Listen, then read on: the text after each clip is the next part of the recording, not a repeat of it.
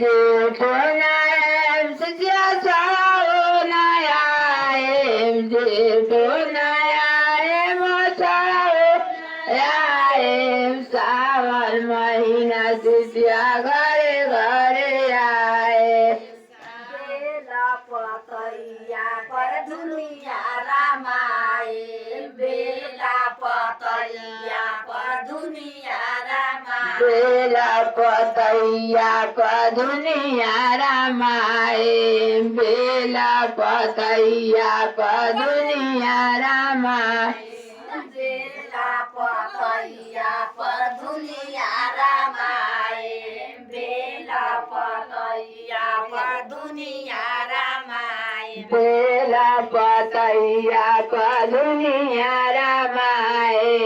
बेला पतैया पर दुनिया रामाए